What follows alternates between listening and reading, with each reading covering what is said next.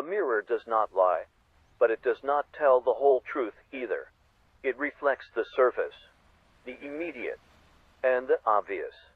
However, when you look closer, you see a map. There is a fine white line on your knee from a summer afternoon that ended in a tumble. There is a jag mark on your forearm from a moment of distraction in a kitchen years ago. These are our scars. We often spend our lives trying to hide them, covering them with fabric or concealing them with makeup. We treat them as flaws, as interruptions in the smooth narrative of our skin. But what if we viewed them differently? What if we saw them as the language of our survival? A scar is not just a mark of where we were hurt. It is a profound testament to the fact that we healed. It is the way of the body to close a chapter, knitting itself back together when the world tried to pull it apart. This is the secret language of our scars. They are the physical record of our resilience, a silent testimony to every battle we have faced and every wound we have outlasted. They remind us that our bodies are not static objects, but living histories. They are the braille of our experiences, waiting to be read by those who understand that beauty is not found in perfection, but in the strength it takes to endure. When we touch a scar, we're touching a moment in time where we were tested. We are touching the exact point where our biology decided that we were worth saving. It is a quiet, cellular miracle that happens without our permission and often without our notice.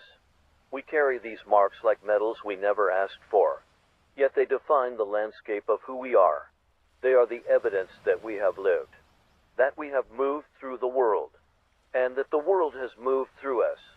Consider the texture of a healed wound. It is different from the skin around it. It is thicker, perhaps a bit more rigid, a permanent reinforcement of a previously vulnerable site. This is how the past shapes our present in the most literal sense. We are literally built out of our recoveries. Every silver line on a stomach, every faint mark on a chin, and every deep indentation from a surgery is a sentence in the story of how you remained. When we look at our scars, we are looking at the architecture of our own endurance. They are not signs of weakness. They are signs of a body that refused to stay broken. In a world that prizes the unblemished and the new, there is something deeply rebellious about a scar. It says that you have been through the fire and you're still standing. It says that you have a history. It says that you are real. We must learn to look at these marks with a sense of wonder rather than a sense of shame. They are the milestones of our growth, the physical manifestations of the time we spent learning how to be human. They are the maps of where we have been, and they provide the courage for where we are going next in this life. To understand a scar, one must understand the labor of the body. When skin is breached, a symphony of biological responses begins. It is an emergency system perfected over millions of years. First comes the sealing of the wound. The real magic is in the rebuilding. The body does not replace what was lost with a copy. It creates something different. It weaves collagen into a dense matrix. This tissue is tougher and more resilient. This is the architecture of a scar. It is a bridge built over a chasm. The goal of the body is not beauty. It is closure. It protects the interior from the exterior. It ensures the life within remains intact.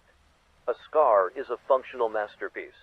It is the physical proof that what does not kill us makes us stronger.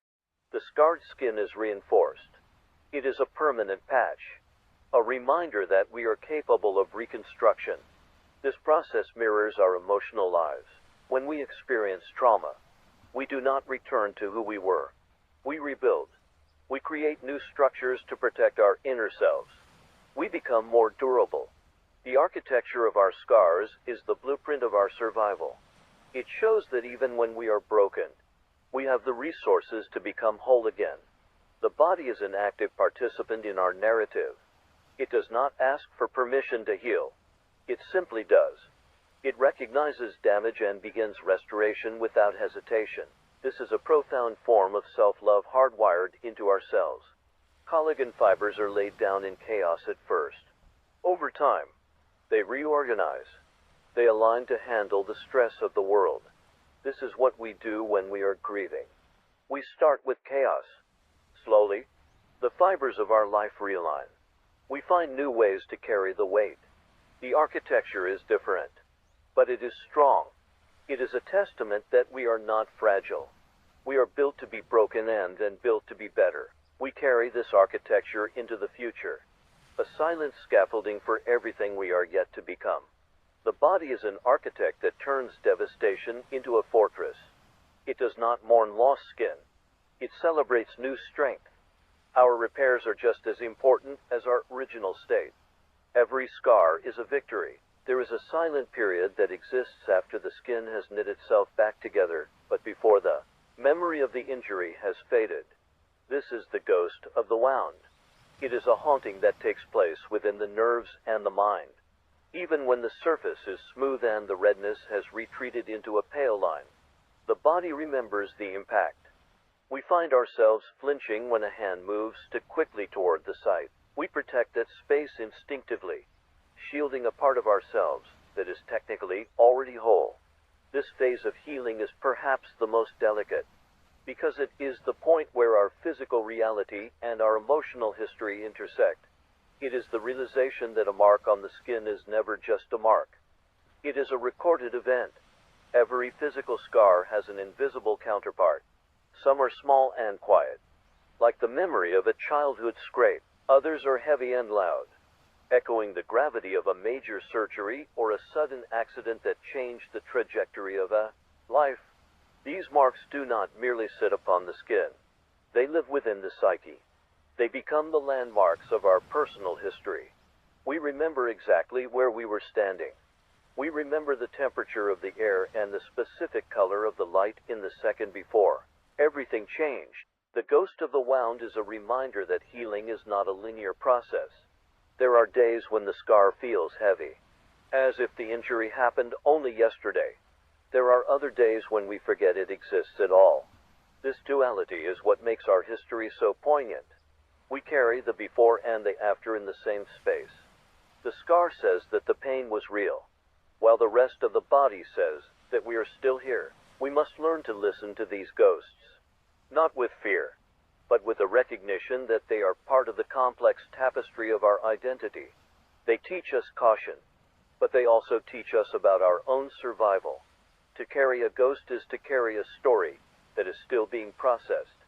It is a narrative of transition, marking the moment we move from one version of ourselves into the next. We are not haunted by our past. We are informed by it. We are the architects of a life that has been interrupted and resumed. Over and over again, the ghost eventually fades into a quiet wisdom. The flinch becomes a conscious choice. The memory of the pain loses its sharp edge and becomes a dull, distant fact. But even then, the ghost remains in the background, a silent witness to the strength it took to keep going. We are the sum of every impact we have survived. Every ghost is a lesson in how to breathe through the pressure. Every mark is a sign that we were brave enough to be present when the world was sharp. We do not need to be afraid of what we have been through. We only need to honor the process of becoming who we are now. Just as the skin thickens through friction, the heart develops its own form of protective tissue. These are our emotional scars. They are the invisible marks left by heartbreak, betrayal, grief, and failure. While we cannot see them in the mirror, they influence every movement we make through the world. They dictate how we love, how we trust, and how we protect ourselves from the sharp edges of existence. These emotional calluses are often viewed as negatives. We speak of people becoming hardened as if it is a failure of character. But there is another way to look at this change. Perhaps it is the way of the soul to ensure that the same wound cannot be inflicted in the same way, twice. These are the lessons we have learned the hard way, etched into the fiber of our being. An emotional scar represents a point of growth. It is where we were stretched beyond our limit and survived the tension. When we look at our lives through the lens of our emotional scars, we see a history of resilience. We see the moments where we thought we could not go on, yet we did. These marks provide us with a different kind of vision. They allow us to recognize the pain in others before they even speak. They create a capacity for deep empathy that a perfect heart could never know. We are the sum of our experiences. And the most difficult experiences are often the ones that leave the deepest impressions. These internal scars are the hidden treasures of a life fully lived. They are the evidence that we have risked, that we have cared, and that we have been brave enough to engage with a world that is sometimes sharp. We carry these weights not as burdens, but as anchors that keep us grounded in our truth. We must understand that becoming strong is not the same as becoming cold. A callus on a hand allows a musician to play the strings without pain. In the same way, an emotional callus allows us to handle the difficult parts of life without being destroyed by them. It is a refinement of the spirit. We learn where to place our boundaries. We learn which voices to listen to and which ones to ignore. This is not a loss of innocence. It is the birth of wisdom. It is the process of turning our vulnerabilities into our assets. We are no longer fragile glass that shatters at the first impact. We have become something more like iron, forged in the heat of our history. Every tear shed is a drop of water on the steel, cooling it into its final shape. We should not apologize for our thickness. We should celebrate it as the armor we built for ourselves. It is the skin we grew when the world was too cold. This is the beauty of the emotional callus. It does not make us less human. It makes us more capable of being human in a world that is trying to make us less. We are the masters of our own recovery. And every layer of our heart is a chapter in a book that is still being written. We do not have to be soft to be kind. We only have to be real. There is an ancient Japanese art called kintsugi, where broken pottery is repaired with gold. The philosophy is that the piece is more beautiful for having been broken. The cracks are not hidden. They are highlighted. This is a profound metaphor for the human condition. Why do we hide our scars when they are the most expensive parts of us? They were paid for with pain and the incredible effort of our own biology. A person who has moved through fire and carries the marks possesses a beauty of depth and character. When we stop trying to erase our history and instead begin to honor it, our perspective shifts. We realize that our scars are what make us unique. No two people have the same map of marks. Each one is a custom-made signature of a life. When we embrace the mended parts of ourselves, we give others permission to do the same. We move away from the sterile standard of perfection and move toward the reality of being human. Our scars are the gold in our lives. They tell the world that we have been through the struggle and emerged on the other side, altered but intact. There is a quiet dignity in the scar. It is a badge of honor that says we did not break. To look at the marks of our past and see them as things that make our presence valuable and rare is a victory. It is a radical act in a world that sells us the lie that we should never be wounded. But the truth is that a life without marks is a life that has not been fully lived. It stayed on the shelf, safe and untouched. We were not made to stay on the shelf. We were made to be used, to be broken, and to be mended. The gold does not hide the damage. It transforms it. Our value does not decrease because we're damaged. It increases because of the history we carry. When we stand in front of the mirror, we should see the gold. We should see the brilliance of our own survival. This is the beauty of the mended. It is a beauty that does not demand perfection. It only demands truth. It is the beauty of a soul that has been through the dark and brought back the light. It is the beauty of being human. Every seam is a song of survival. Every patch is a prayer of persistence. We are the kintsugi of the universe. We are magnificent in our brokenness. We are not defined by the breakage, but by the way we rose to meet it. We are the architects of our own restoration. Our scars do not just tell us where we have been. They inform where we are going. They are the quiet advisors in our daily decisions. Because of a certain mark, we move with more caution, or perhaps with more courage because of an old emotional wound. We choose our words with more care or hold our loved ones a little tighter. Our past is not a weight that we drag behind us. It is the foundation upon which our present stands. The secret language of our scars is a language of wisdom. It tells us that we are durable, It tells us that we are capable of transformation. Every mark on our skin and every shadow on our heart is a reminder that we have a 100% success rate of making it through our hardest days. When we look at the world through the lens of our resilience, the future looks different. It looks less like a series of threats and more like a series of opportunities to prove, once again, what we are made of. We are the living results of our own healing. This realization is incredibly empowering. It means that no matter what happens next, we have the internal machinery to process it, to learn from it, and to incorporate it into the map of who we are. Our scars are the physical proof that time moves on and that we move with it. They are the anchors that keep us grounded in the reality of our own strength. As we walk through the world, let us do so with our heads held high, unashamed of the marks we carry. They are the most honest parts of us. They are our language of survival. We must recognize that the person we are today is a composite of every storm we have weathered. We are not a finished product. We are a work in progress. And the past is our greatest teacher. When we face a new challenge, we can look back at the lines on our skin and the calluses on our hearts. We can say to ourselves, I have been through this before. I have felt the fire and I have found the way back to the cool air. This is the power of a shaped past. It provides us with a reservoir of confidence that cannot be bought or faked. It is the steady heartbeat of someone who knows they are made of strong stuff. We do not have to fear the unknown, because we're already familiar with the struggle the present moment. T is where we take the lessons of the yesterday and apply them to the possibilities of the tomorrow. Every scar is a data point in our personal science of survival. They teach us about gravity, about heat, and about the limits of our skin. But they also teach us about the limitless nature of our spirit. We are the masters of the pivot. We are the experts of the recovery. As we move through the landscape of our lives, we carry our history not as a burden, but as a lantern. It lights the way forward, showing us where the ground is solid and where we must tread with care. We are the result of every time we chose to stay. We are the legacy of our own will.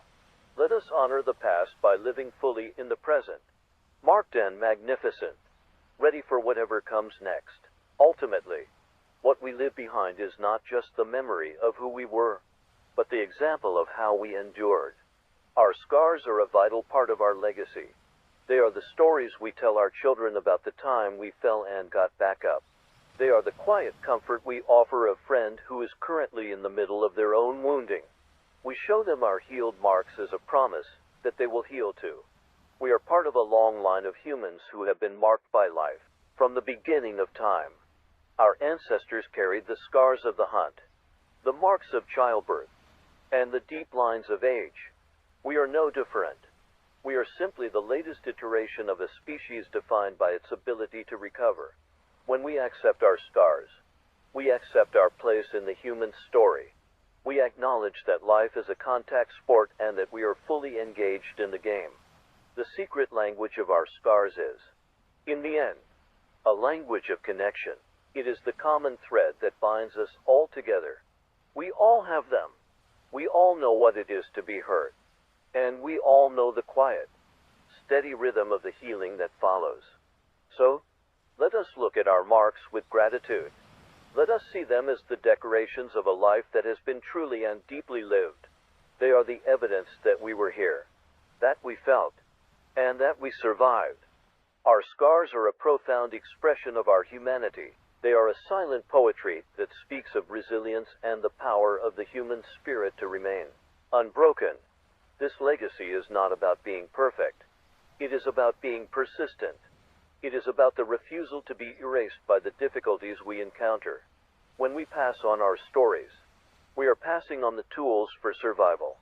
We are telling those who come after us that the world can be sharp, but they are made of something that can handle the edge. We are giving them the map to their own recovery. This is the highest honor we can achieve, to be remembered not for our smooth skin, but for our sturdy hearts. We are the masters of the mending. We are the champions of the second chance. As this reflection concludes, look at the marks you carry, both seen and unseen. Do not look at them with regret. Look at them with pride. They are your signature. They are the proof of your life. You have been through the storm and you are still here. You are marked. Yes, you are changed. Certainly. But you are not less. You are more. You are the legacy of the unbroken. You are the secret language made flesh. You are a masterpiece of healing, standing in the light of your own resilience, ready to face whatever the next chapter brings with an open heart.